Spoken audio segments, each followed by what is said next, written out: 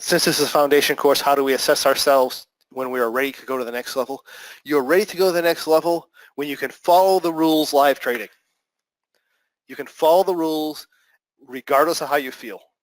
When you have the confidence in yourself that you know how to do the execution, you know how to trade, and that it's possible to make money very simply in the market, when you prove that to yourself with some confidence and you can follow the rules regardless of how you feel, that's when you have what I would call the right to go to the next level.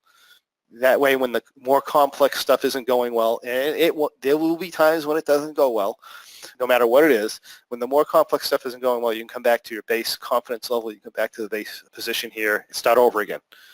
You know, and say, when I can follow my rules, I can do that. There's a process about following your rules, and after you do the trade, you should not be judging your success or failure on whether or not you won the trade. You should be judging your success and failure on whether or not you followed your guidelines.